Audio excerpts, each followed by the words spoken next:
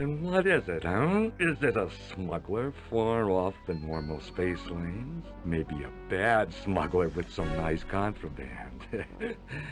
Sorry, boys. I'm just a tourist with a frag nav console. Could you tell me where I am? Deep in trouble, little tourist. Prepare to be boarded. Not a chance, pal. Prepare to go to hell.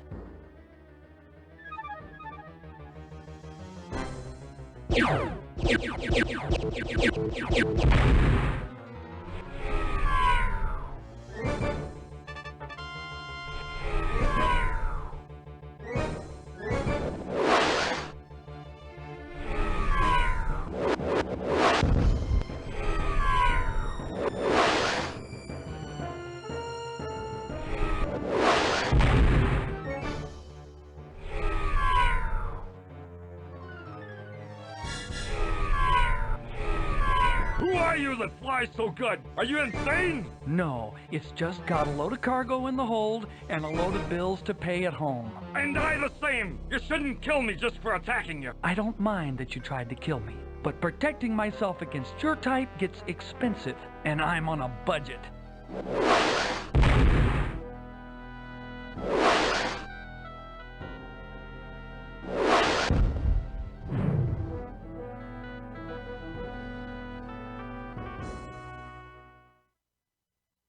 Hello, everybody, and welcome to the second episode of Happy Hour Museum. I'm your co-host today, Community Manager Jared Huckaby, and with me, your host, the man of the hour, the guy who's going to take us through our guided tour of Wing Commander Privateer, its legacy, its origins, and its impact on the development of Star Citizen, Mr. Ben Lesnick. Ben, how you doing, man? Hey, I'm pretty good. Who are you that fly?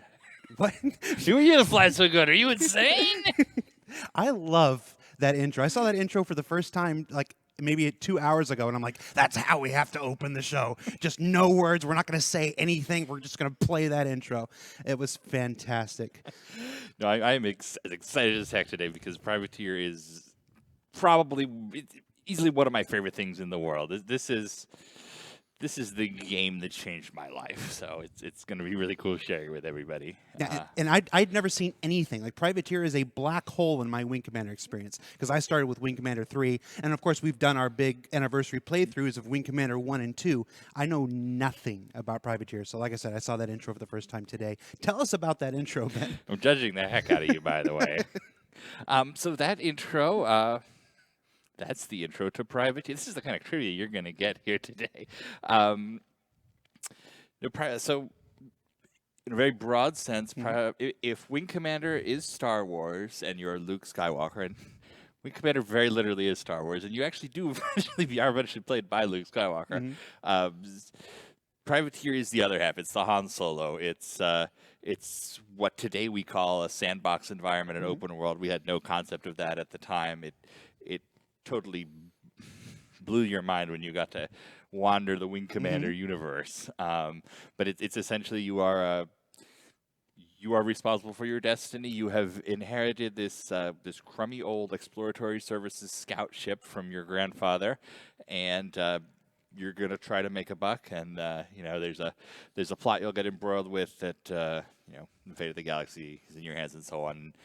But really, it's great because your character he's not a military hero. He's kind of a sarcastic jerk who is quicker with a quip than anything else. And he really wants nothing to do with any of this. He just wants to make a quick credit. Now, in the Wing Commander timeline, we had Wing Commander and its 2 expansions. Then we had Wing Commander 2 and its 2 expansions, 1 expansion? 2 expansions for 2. And then Privateer.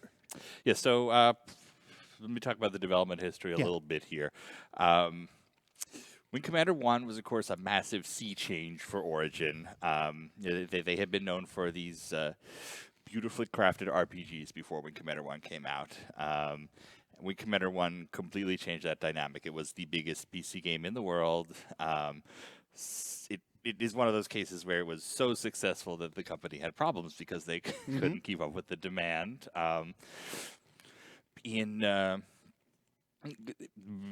Chris Roberts came off of Wing Commander 1 and worked on 2 projects. The first was Wing Commander 2, which was the natural sequel. It took the Wing Commander 1 engine and it beefed up the cinematics. It told a more Hollywood-style in-depth movie story. We called it interactive movie at the time. Today we call it like Wing Commander 3, Wing Commander 4 with actual live-action interactive movie. And the other project was something called Strike Commander, which was a completely new engine, a 3D engine called Real Space. It was an air combat game set in the distant future of 2011. It's a fantastic game. We will absolutely play it here someday. But it tells the story of the United States is broken up, the world is in terrible conflict, and you're a mercenary pilot who runs a squadron of F-16s, and you do stuff like it's all very much in that Top Gun action adventure movie sort of a thing. One thing that Origin figured out around this time was that it was going to be increasingly expensive to try to develop these massive games. These games were incredibly successful. They more than paid for themselves, but you needed that initial outlay. Today we kind of have this concept that you spend a whole bunch of money building a game engine, and then you do a bunch of games, or you license it to people and you amortize it that way. This was just starting to happen with the original Wing Commander. When they did Wing Commander 1, they said, okay, well, we're going to develop this engine. We don't know if Wing Commander is going to be a successful property, but we could use this. We could sell it to Lucas to do a Star Wars game. They were going to do like a Car Wars game with the Wing Commander engine, had Wing Commander not been the biggest thing in the world. Was the biggest thing in the world, so they did Wing Commander 2 with that engine, and Strike Commander was a massive project. It was Star Citizen, the Star Citizen of its day. It was the first one with an actual 3D engine. So instead of bitmaps that move around, you had actual 3D textured aircraft. It looked incredible. Was like nothing else in the world. So they knew they were going to spend so much money in Strike Commander that they wanted to have other games that used the technology they were building. One of them was called Phoenix Force, which was supposed to be kind of like the direct-to-TV-ish sequel to Strike Commander, where they would use the same tech, but it would be the B team of developers. That ended up being canceled. And Privateer, which at the time was something called Trade Commander, was another one of those outgrowths. It was going to use all this technology that was being developed for Strike Commander, and it was going to do this sci-fi story. They also had this idea of a Commander series of games. So you'd have Wing Commander, Strike Commander, Trade Commander, which was going to be Privateer. It even went so far as that there was development on something called Golf Commander at one point that was going to be Origin sports game. Golf Commander. Golf Commander. So Privateer was sort of an outgrowth of that movement to use existing technology to build new game experiences. Championed by a guy named Joel Manners. Hi, Joel. He's not here. I believe he writes novels now in Austin. And, of course, Chris, I think, got in very, very early. He did a lot of the initial design on Privateer. Aaron, who runs Foundry 42, of course, was the, I think, associate producer on the game. And it's interesting. So Chris was developing this, Strike Commander, Wing Commander 2, all around the same time. And Privateer sort of follows Wing Commander 2 in the development pipeline with that team. What was your question? I don't know. Oh, in the Wing Commander universe. So Wing Commander 1 takes place in 2654. The two add-ons are the next year, 54-55. Wing Commander 2 takes place 10 years later, 2665. Its add-ons take place in 2667. Privateer takes place, as you saw in the intro, 2669, which at the time it was just, a couple years after Wing Commander 2. When they do Wing Commander 3, a year from now in 1994, they also set the apocalyptic ending of the war at that same time. So this is kind of a big flash year in Wing Commander history. So even though this game looks like it's much more primitive than Wing Commander 3, because Wing Commander 3 is full 3D, live action. It looks totally different, new aesthetic. It's actually taking place at the same time. The Privateer takes place in an area of the Wing Commander universe called the Gemini Sector, which is sort of the rough and tumble Wild West. And a big part of what they were doing was you kind of had to fill out the Wing Commander universe. You started off with, it's humans versus aliens, and that's an easy story to tell. Privateer, you need to be able to travel to 70 different star systems. You need to interact with different factions. It can't just be, cats are bad, people are good. Yeah. So they came up with all this new lore and new mechanics, but built right on top of the original Wing Commander 2 engine, built on top of the original Wing Commander 2 lore, and it it's so seamless that you feel like, oh, my eyes are open to the larger Wing Commander universe. So you have all the, of course, there's space pirates, there's mercenaries, there's merchants, there's these religious crazy people called the Church of Man who hate technology, and they have all these stolen ships, and their goal is to destroy all technology. It turned Wing Commander's kind of simple binary dynamic into this incredible tapestry. I'm actually going to quit the game right now. Let me show you some of the early concept stuff. Sure. Let's see. So I've saved some images and such as I do on these. Here is some of the very early concept art for Privateer. Done in that claw marks, black pen and ink drawings. This is just, I don't know, this stuff is totally cool. They bring back the Drayman transport from the original Wing Commander. They ended up redesigning it, but in the concept art it looks like this. These are the Paradigm, the super high technology Confederation destroyers. Spoiler alert.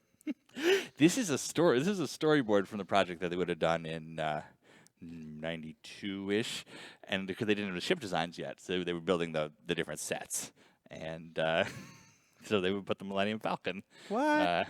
Because of course that's the idea. This is. You mean to tell me Chris Roberts has been influenced by Star Wars? Hey, you heard it here first. No, I can't help but notice in the upper right-hand corner, Project Coprock. I noticed that when I was going through these storyboards, for every single project,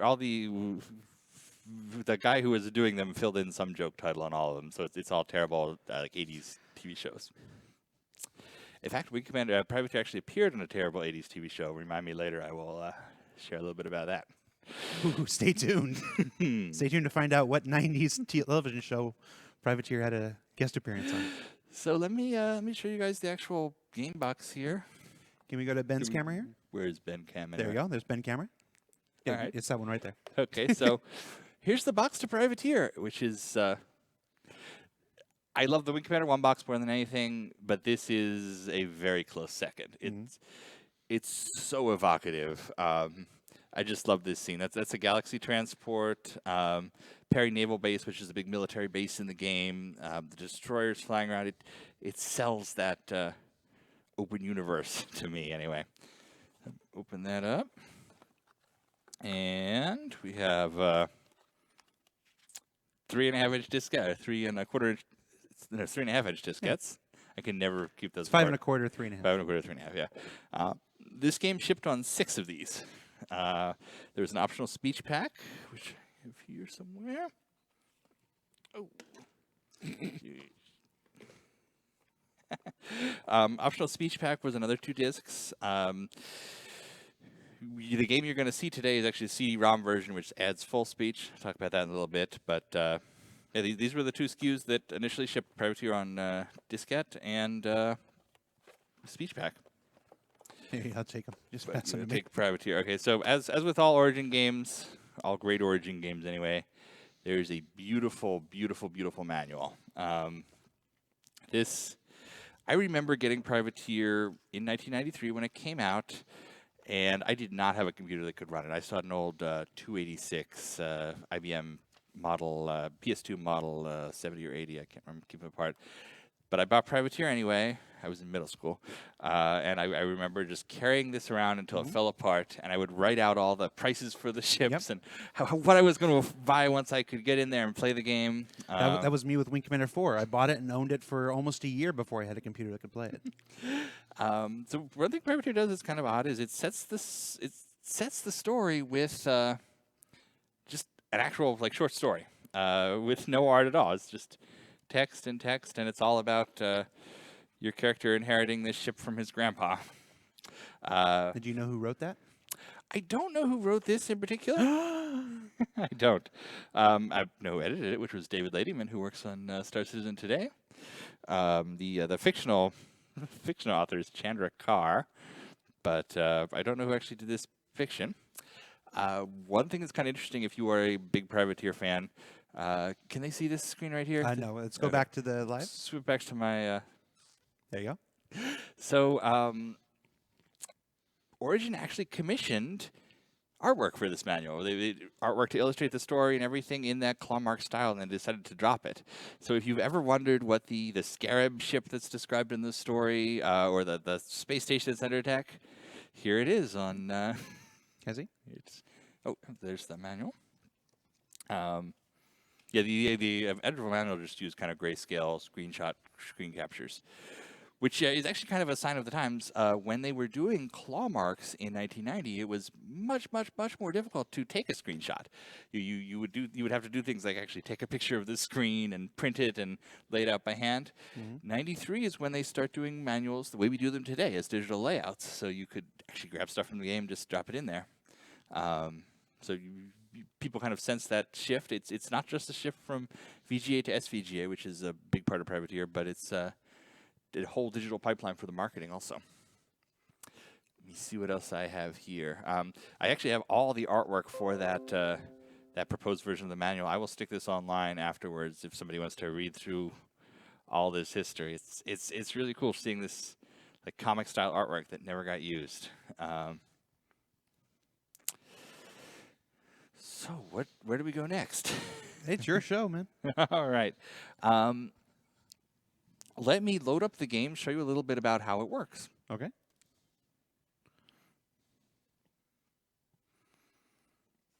Got these beautiful ship images in here. The stats pages.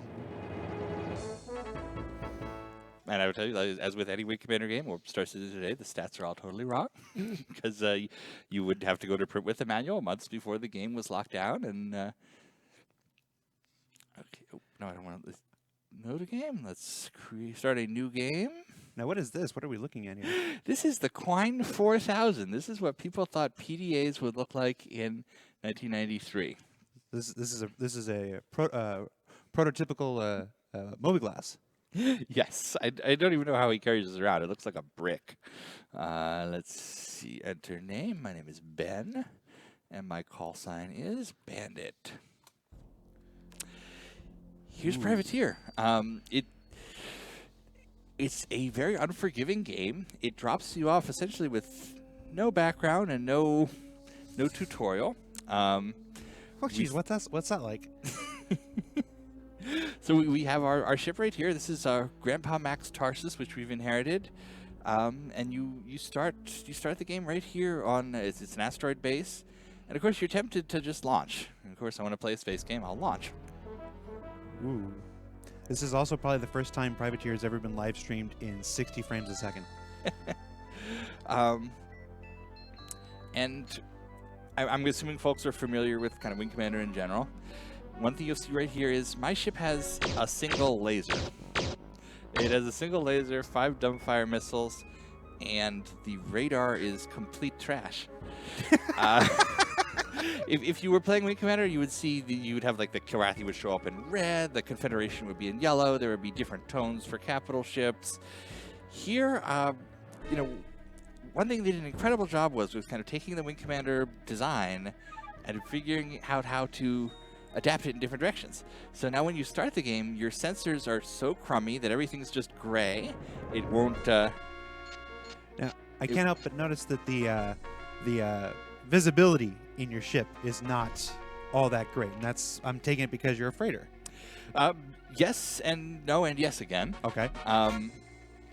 Well, one other thing I'll notice about the cockpit design here is this is the first time it was done all in 3D. This is a static bitmap, but the actual cockpits were built out in 3D in 3DS's meshes.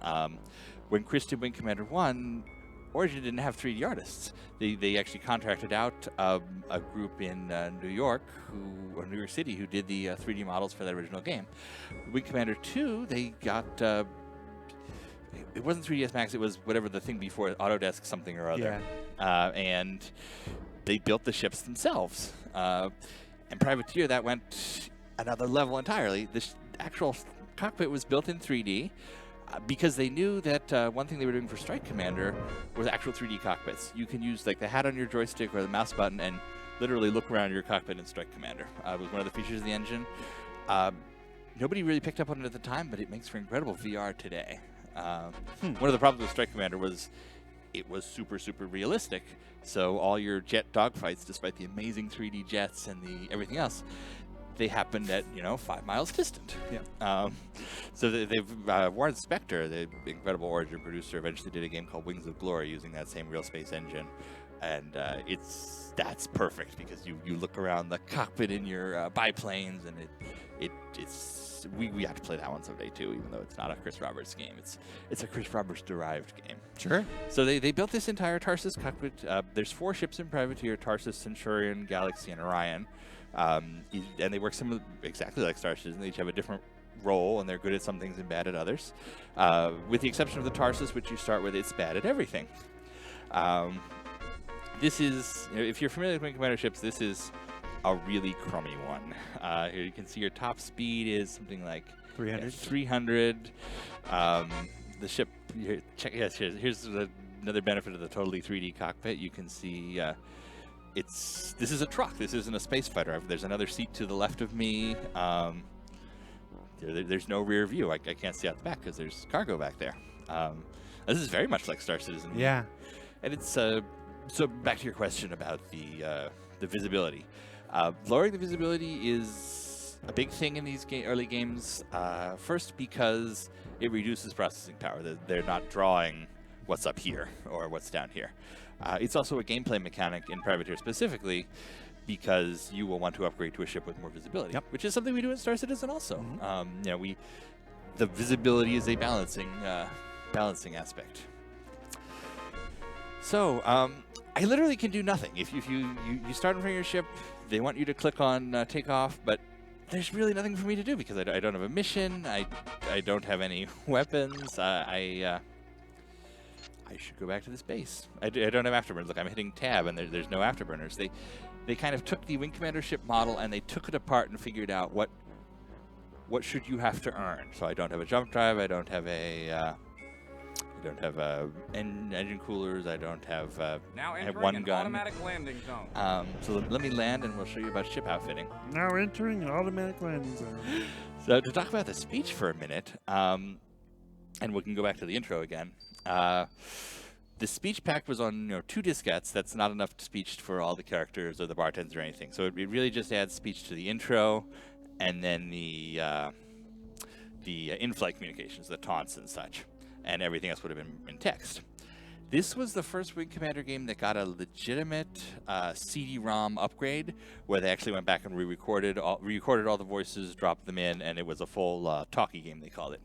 The person responsible for that was Aaron Roberts. Aaron Roberts was in charge of the CD-ROM update to Privateer, which was done in 93, 94. And I remember him telling me this story that this was just when Electronic Arts had gotten email, internal email. So they would finally, instead of getting phone calls or letters or whoever from their EA producers, they would get messages like we do today for the first time. And they would come in the morning and they'd be like, Privateer CD-ROM is canceled, move everybody to a different project. And this would go back and forth like multiple times a day sometimes. So eventually they just decided, we're not going to read the email anymore, we're going to finish Privateer CD-ROM. And Game development. yes. And they did, and it was, at the time, for a little while, one of the best-selling OEM releases ever. That was when they would bundle it with like a new Gateway 2000 computer or a sound card or something.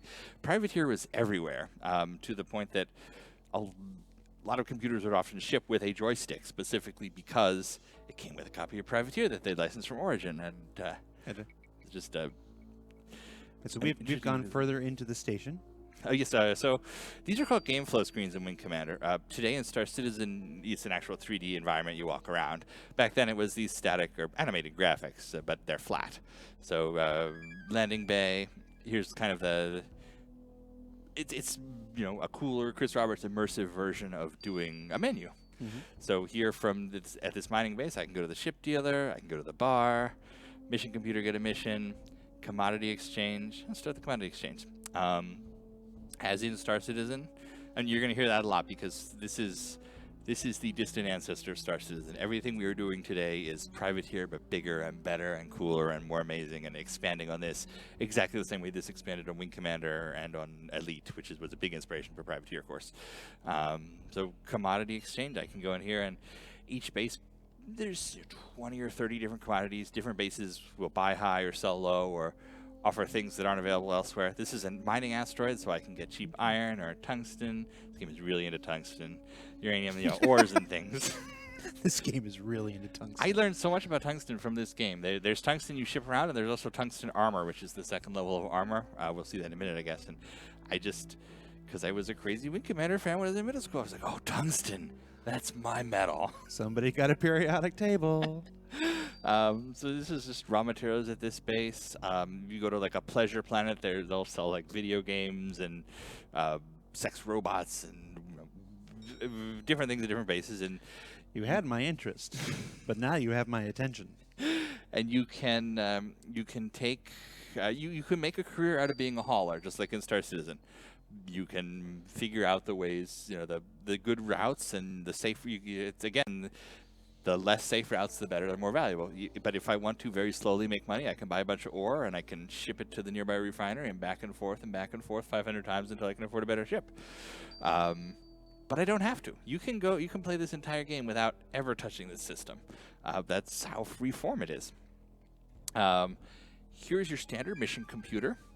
These are, I guess we call them procedurally generated missions today. Mm-hmm. There's a bunch of different mission templates. There's a file that has all the different possible company names, most of which are origin in-jokes. And someday we can do like a 12-hour live stream where we go through them all. And a couple different mission configurations, assassinate a person at one nav point, patrol all the nav points, move goods to here, escort this. Of course, one of the tricks that you can do at this very starting is you find the same mission a couple times and you can complete it. You can take up to 3 missions at once. So if I can find the same mission outline, I can take like 3 patrols and I can do them all at once. Right. Another one that's kind of interesting here is that the game is throwing us to the wolves here. This mission here that it's offering me, I have to go to New Detroit to deliver something. I don't have a jump point. If I take this mission, I will fail it. There's no protection for a new player. I say that, but it's not entirely true. The star system I'm in right now is called Troy. It's sort of the newbie system. The enemies are a little bit less deadly. There's a okay trade route. It's like the full universe, but smaller. You very quickly want to earn your jump drive and get out of there. Which is actually another thing I'd like to point out in terms of Star Citizen. I know one thing we always have is this debate over, should this ship have a jump drive? And why doesn't this ship have this and this and this?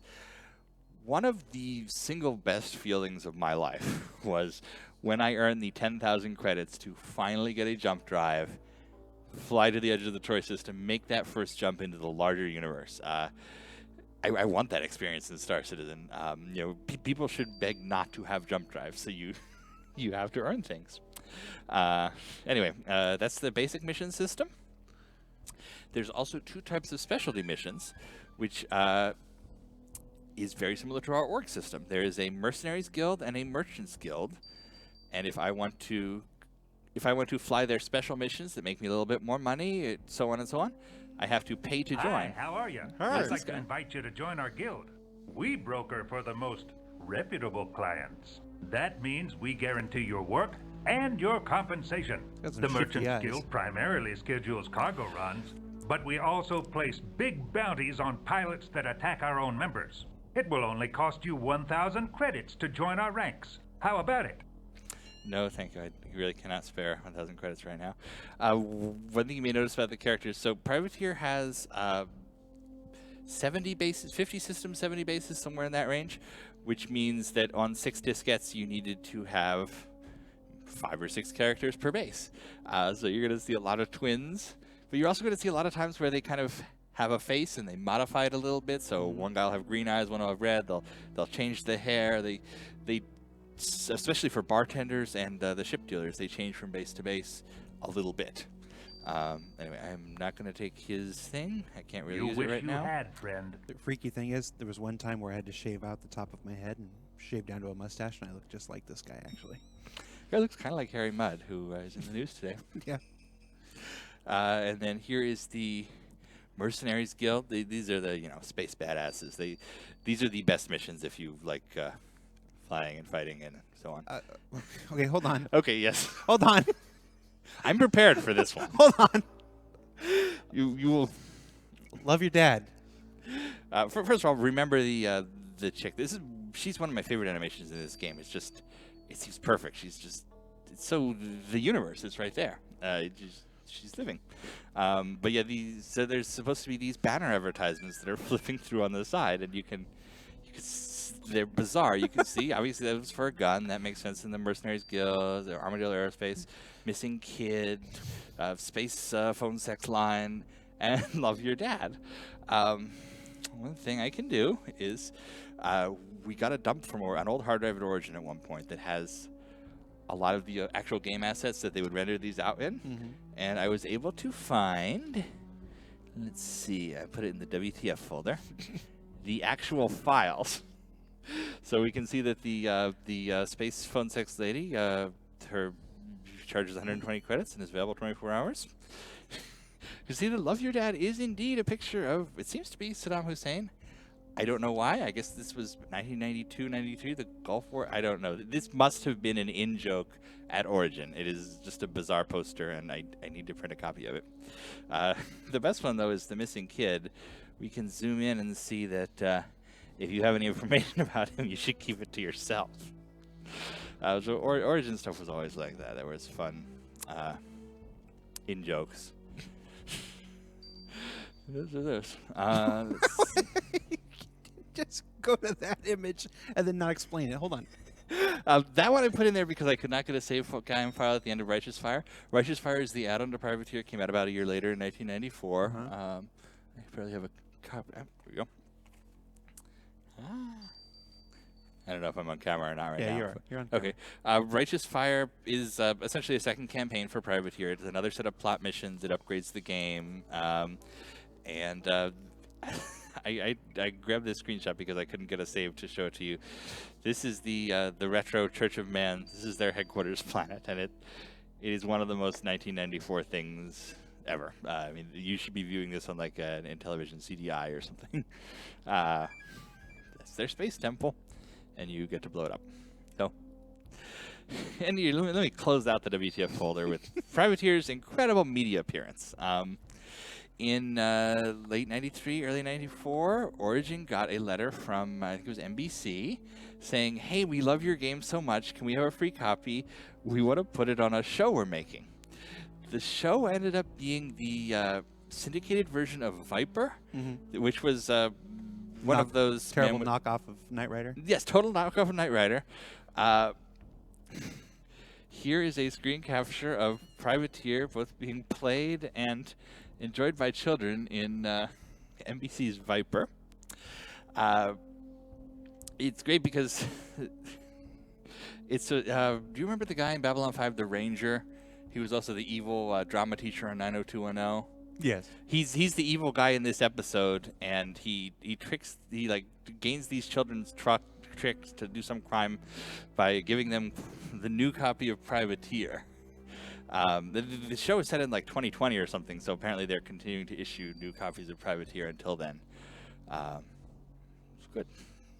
Anyway, episode 104 of Viper, if you want to see both Privateer briefly being played and some children being really excited by it. Yes. Yes, because you certainly won't see any children being really excited by Privateer on this stream. Well, just man children.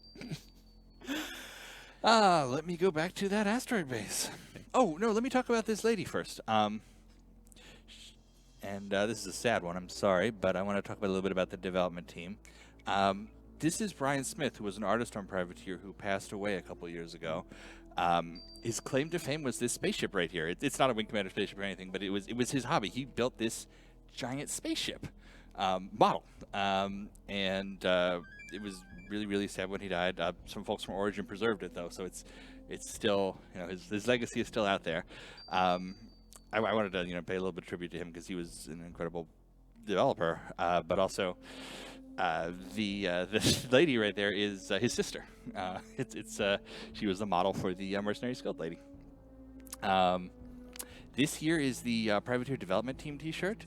Back at Origin, when you were working on a project, they would give you a shirt. The very first one was for Wing Commander 2, and it is one of the worst T-shirts ever made. Yes, I've seen that shirt. It's just giant plastic picture of the tiger's claw. It feels like you're wearing a weird bib. Paul Steed said, to hell with that, I'm going to do the art from now on. And he did all these incredible shirt designs over the years. And this one's just me. I love it. It's ship blueprints. And it's not ship blueprints they put out anywhere else. I found this shirt, 15 years later. And I'm like, oh my God, new Privateer art. I was, you know how I get. Yes. What else? Speaking of Paul Steed, you guys probably know his story. He was the guy who introduced 3D to Chris Roberts games with Real Space. He was the guy who said, yes, we can texture aircraft and look cool. He's just an incredible artist. He's much more famous for his involvement in Quake and so on. He also died a couple of years ago, and if you saw the original Star Citizen teaser trailer, that was what Chris named the Bengal carrier in the intro after the UE and Paul Steed. He did concept artwork for Privateer, and this is 18 and over, please, because he's famous for just adding like voluptuous women to the background of his concept art. So here's his early concepts for Privateer, and you can see they all have attractive ladies.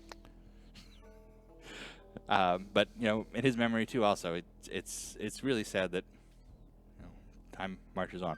But what a talent! I mean, anyway, let me go back to the actual game.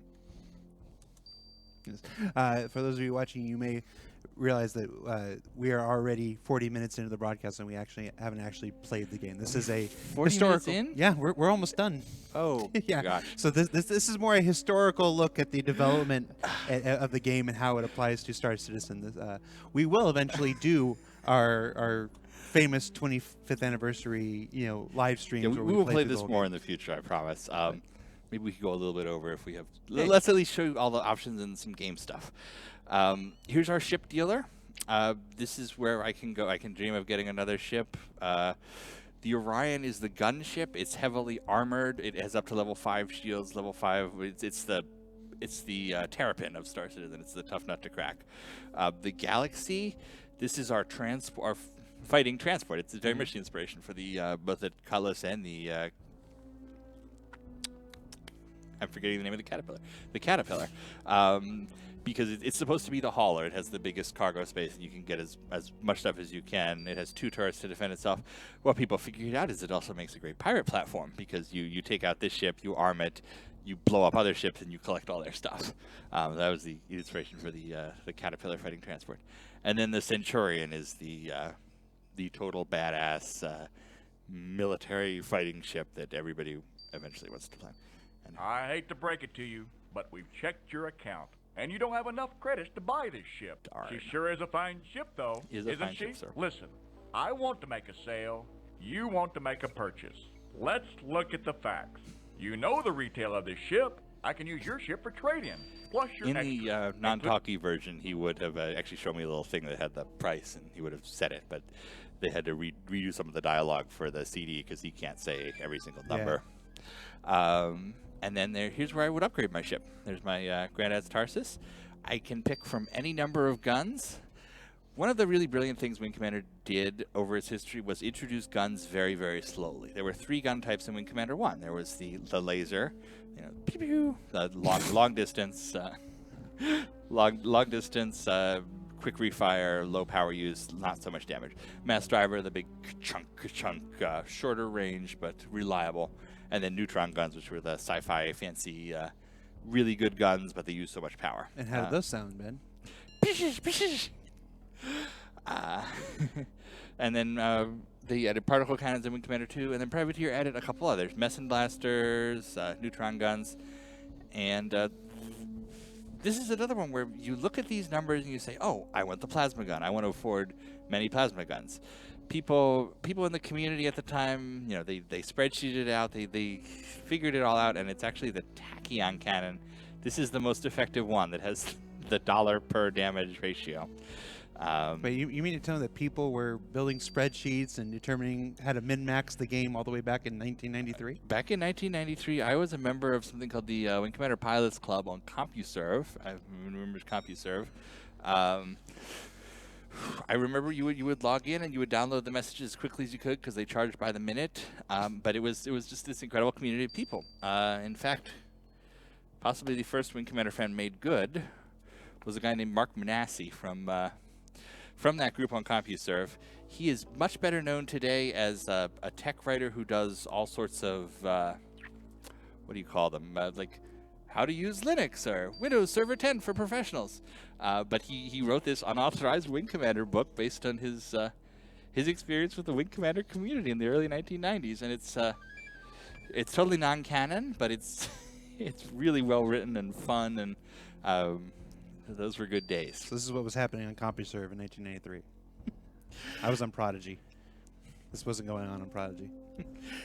So the idea here was it's just like Star Citizen. You outfit your ship with all sorts of different systems. You buy missile launchers. You buy missile or torpedo launchers.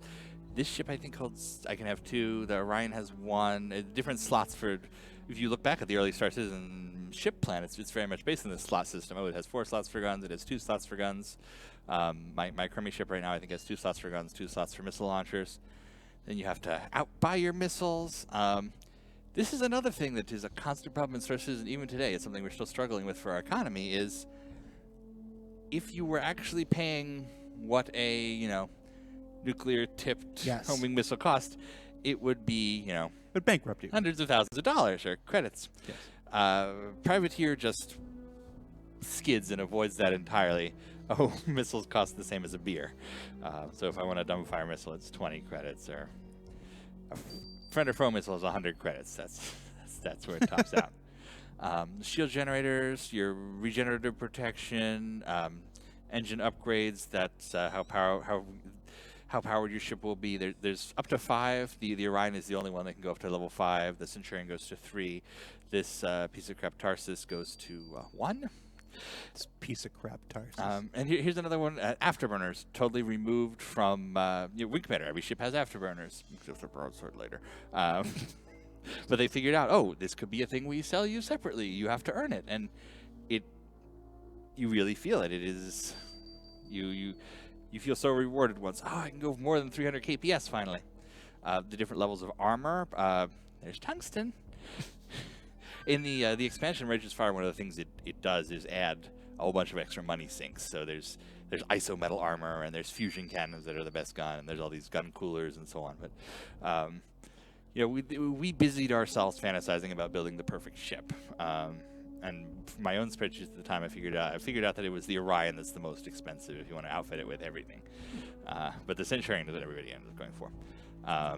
Tractor beam, because you can attack other ships. If you blow up a cargo ship, a drayman or something, it will spew out cargo you can collect.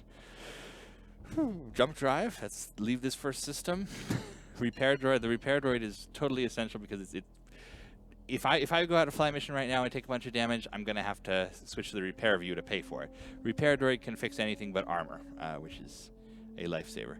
ECM, missile countermeasures, 33, 66 there, it's 25, 50, 75% chance of jinxing a missile, depending on the level. I can expand my cargo.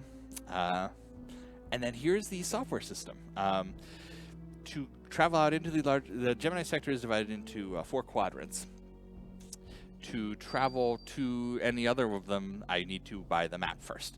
So I have to buy a map, and there's 9 different versions of sensors, which start out at the one I have right now. The Iris Mark 1 is everything is gray, nothing is identified, you can't tell who is what or anything. It's the bog standard, which can go all the way up to the BNS Omni, which is the BS. BS, yes, it's the BS Omni, and this is the one it's even better than the original Wing Commander sensors. You can tell like 10 different things, and you feel so much better once you've earned a color scanner.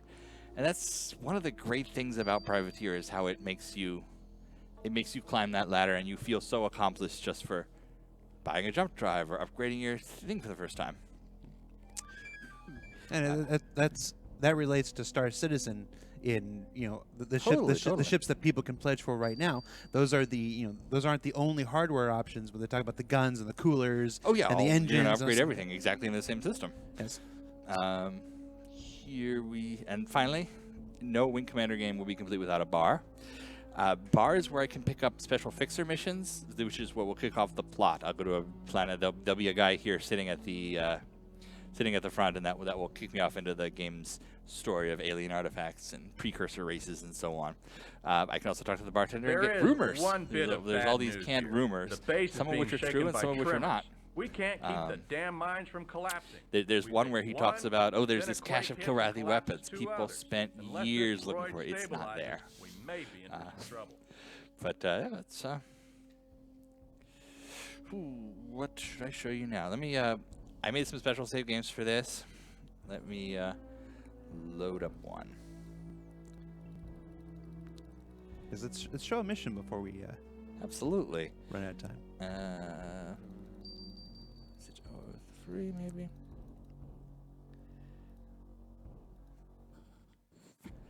So, nope, that's not it.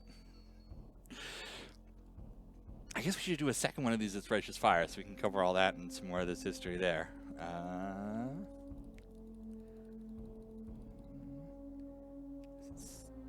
Superband, maybe? Superband. Ooh. No, again, this is that same base. No, but it's got a much. Oh, I got the Centurion there, yeah. Yeah, well, let me show you what it's like to fly the Centurion. Oh, I remember why we didn't load this game. That was the one I hacked and it broke the game. Ah. So let me close Privateer and restart. Let me see if there's any other cool images to share while we're here. A couple of cut features I thought I'd show for people who are really into the Privateer universe.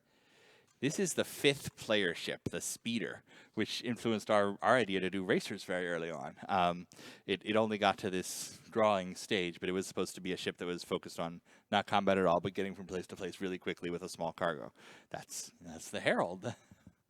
And then the game was originally supposed to have cloaking devices as a player upgrade. They never quite worked out when they were testing, so they cut them out. The Kilrathi cloak ship, the Straka, this is it in Privateer colors. They built the entire model and just left it out of the game. That's cool. So I like it in profile there. That's rendered from the original 3DS model, rather. It never got bitmaptized into the game. Let me see what else I have here. Yeah, I've got all this stuff about the games that came later and what Privateer led to. But let me fly a mission, because it would be a pretty sad Privateer stream if we didn't at least fly one mission.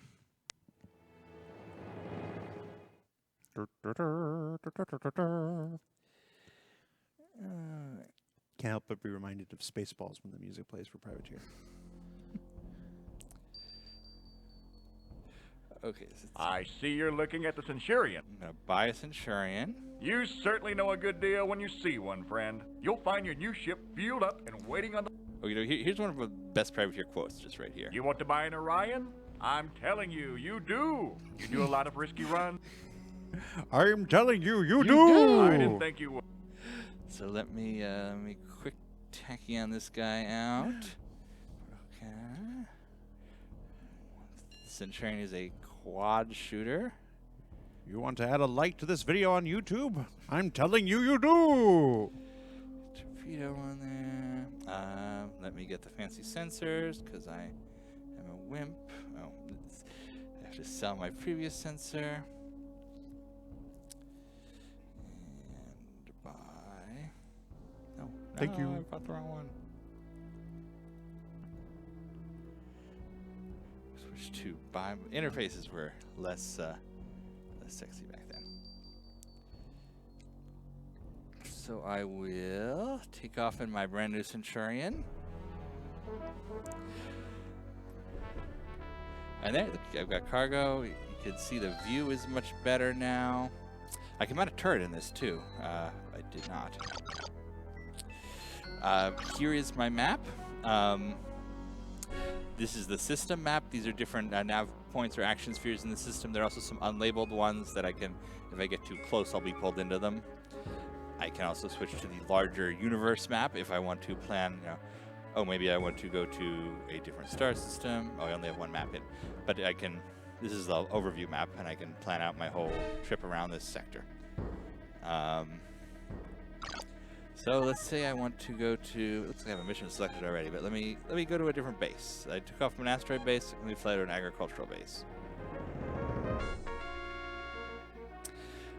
So there's a couple different essential types of bases that they change up. So there's the agricultural base, there's pirate asteroid, mining, refinery. Someone's attacking me. I was gonna say, is this agricultural music? Is that what's going on? There is agricultural music, and it is incredible. The music in Privateer is... I'm dead. The music in Privateer, guy named Nina Vugernek, with percussion by Lara Barrett. The music is so much different than anything else in Wing Commander. If you ever get a chance to listen to it on a Roland SC55, SCC1 MIDI card, it is incredible. I have a fancy MIDI set up at home. Sometimes I'll just load the bass menus and let it play in the background because it is so good. Yes, can we get some hard lucks in chat, please? Hard That's luck. some hard luck. Where... And then there's a couple of different bespoke bases. This is Perry Naval Station right here. This is the military base. This is the one that's on the cover art. Yes. Buffett. So, like, if I go to commodities here, weapons, that's what I can buy at the military one.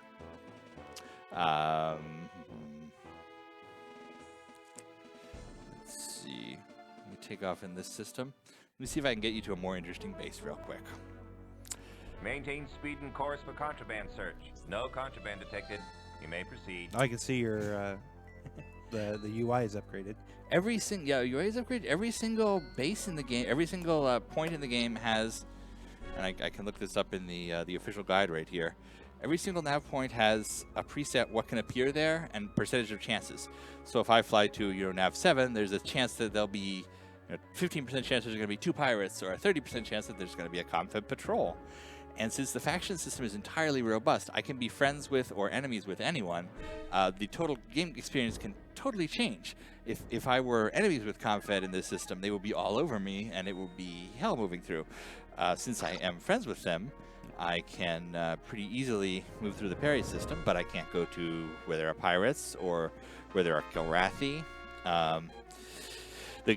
We're on the border with the Kilrathi. The war with the Kilrathi is still going on, and there are a couple of Kilrathi-held systems. You can't land in them, but you can fly through them and fight the toughest bad guys in the game. The Kilrathi have a little capital ship, the Kamek, Corvette, Gothri fighters, Dralthi are all there. I'm gonna go to the Blade Runner planet, which is New Detroit.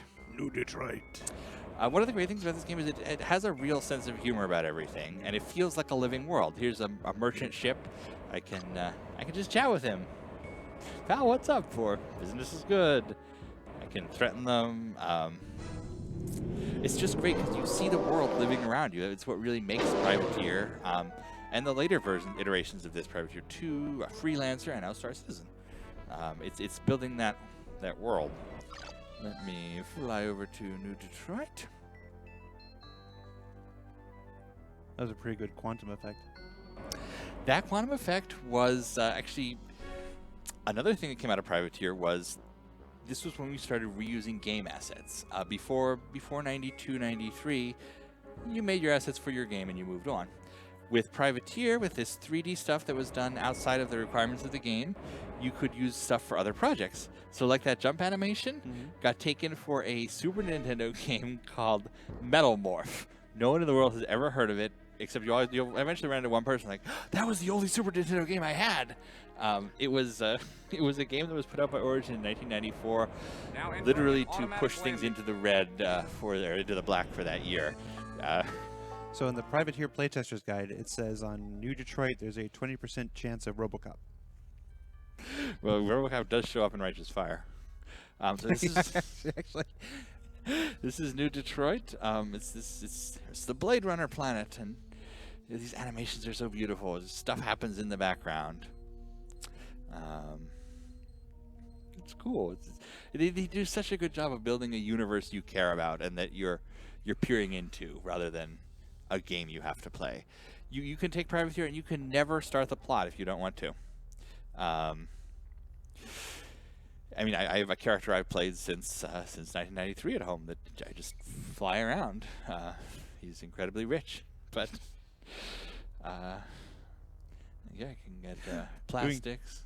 Yes, I'm doing very well for myself in Privateer. Fuel, software origin games. I guess they thought they would exist in the 27th century. Sadly, they do not. What else can I show you? Well, we're actually at the end of our hour. Let me talk a little bit about what happened afterwards. Yes.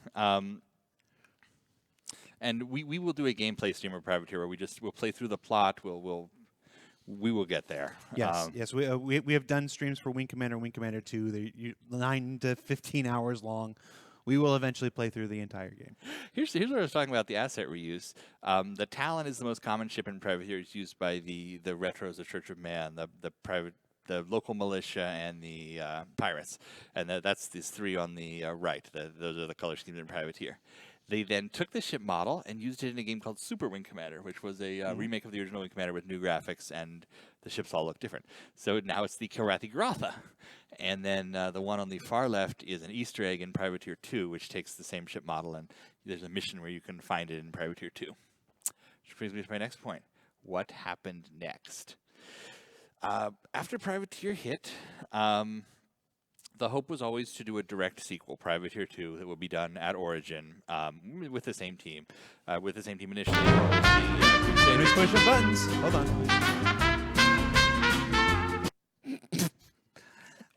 Wasn't me. So they were going to do Privateer 2 with the same team. And Chris specifically had this amazing idea that I can look at it now and I can say that would never have worked. It would have been a giant disaster. Mm-hmm. But they had this plan where they were going to make simultaneously Privateer 2, Privateer 3, and a Privateer television series. And the story was going to start in Privateer 2, and it would split off into they would introduce these two characters. One of them would be the TV character, and one would be the game character. And over the course of the season, you would follow the TV character while you're playing the game. And then a year later, at the start of the next season, there would be a Privateer 3 that finishes the whole story. Aaron Alston, who did the original Claw Marks and is much more famous for his X-Wing novels, wrote the trees for the series. It was a really good pitch. I remember talking to him about it years ago, and he said that he was glad it didn't happen because it got to the investors in Hollywood and it came back as, oh, there should be a planet with giant women, and it got totally sci-fi, generic sci-fi'd out. I actually have the pitch for that up on WCNews.com if anyone wants to see it. So Privateer 2, Chris Roberts' Privateer 2 didn't happen. Meanwhile, in 1995-96, Aaron Roberts was over in the UK running what was sometimes called Origin UK. We know it better today as Warthog. His same group of people who are still with us on Squadron 42, they were developing a game called initially Dark Side, then it was called The Darkening, and EA took a look and said, this is like Privateer. Why don't we call it Privateer The Darkening? So it was Privateer The Darkening for a while, and then they finally said, not Aaron's group, but the EA finally said, oh, we'll just call it Privateer 2, and it'll be Privateer 2. It's an incredible game. It does not have that connection to the Wing Commander universe like Privateer does. You have to go through hoops to connect it to the rest of Wing Commander, but it's this incredible European sci-fi, Douglas Adams, and it's weird vision we will have to look at later. So that was the only release sequel to Privateer. But we do have... There were many, many, many, many, many, many attempts over the years to do Privateer Online. Two really, really big ones. One was after Wing Commander Prophecy. Ultima Online, changed the dynamic at Origin, exactly the same thing Wing Commander did 8 years earlier. So everybody wanted to do online projects. And they put together an insane amount of work on multiple attempts to do Privateer Online. This ship art right here, this is by Feng Zhu. He's a big concept artist now. He was not back then. This was one of his first projects. He did all sorts of ships for Privateer Online. There are design documents out there. It's very much, you can follow the ideas for Privateer Online and come to Star Citizen because it's one of those things where it feels so natural. Like you play Pokemon. Oh, it would make sense to play Pokemon in a massive world. Privateer would make so much sense to play in a massive world. It's a game that designs itself to some degree. There were 2 attempts at that. Here's one of the design docs for a Privateer Online attempt. This one had the ships as totally modular. You literally cockpit and gun and wing, and you built like 10,000 different types of ships. Here's a screenshot from Privateer 3, which is one of the saddest stories. After Tony Zervak left to go to Digital Level with Chris, the remainder of the Crusader team worked on Privateer 3, which was alternatively called Retribution. There were a couple different names. Retribution is one that sticks in my head. I think it was like Apocalypse, and they did all sorts of actual work on it. The ships were all designed and built. The environments, they were very close to going to the actual film shoot. This is when we were doing full motion video games, and it was canceled. It had actually gotten a cover story that was on newsstands at the time about how incredible it was. Over at WCS, we've collected an insane amount of material on this. It is so cool to look through. This is my game. In 2006, 2007, and I don't want to take credit for it because it's not good. Electronic Arts did a Wing Commander top-down shooter for Xbox Live Arcade, and I got to come be involved and do some of the lore stuff, and I wrote the manual for it, and kind of brought it in line with Wing Commander continuity at least, even though the gameplay did not work.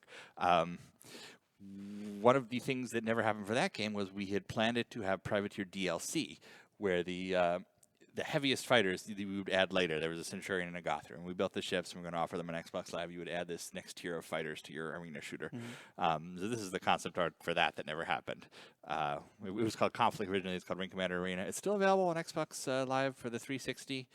It's interesting. It's not Wing Commander. It's not Wing Commander in any gameplay way, but it's a little bit of the Wing Commander universe.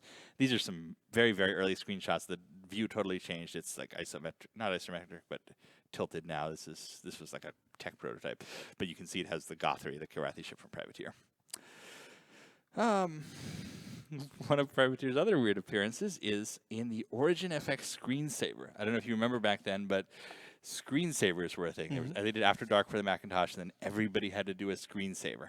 So, and here it is in a sealed box. This was the Origin System screensaver, and it took stuff from all the Origin games at the time, including Privateer, with this module called TCS Paradigm, where the entire thing is just that this beautiful lumpy Paradigm ship from Privateer flies back and forth, scaled different sizes on your screen. Oh, and this is from my manual I did for Wing Commander Arena. I took one of the early screenshots of the Privateer character where he looked kind of old and mean instead of young like he does in the finished game, because the game is set 50 years later. So I've made a wanted poster. It's on the back of the manual. So many attempts to follow Privateer never really happened at Origin. Chris, when he started Digital Anvil, you probably all know Freelancer already. It's very much the spiritual sequel to Privateer. A lot of the same features. It's a development of the idea, and we'll look at that someday too. Here is the this is by the way the German Privateer book. I don't know why I need to. Make sure I don't have anything else super cool to share. Oh, so many Wing Commander games got whole sets of ports. Privateer never did. The only nominal port is this, which was to the Japanese DOS V or DOS. People think that means DOS 5. It's actually the Japanese language version of DOS, so they would be adapted to have Japanese characters. So no Super Nintendo or PC-98 or FM Towns ports or anything for Privateer.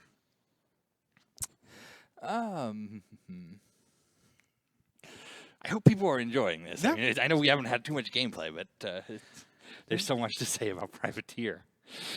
Let me load up the game again.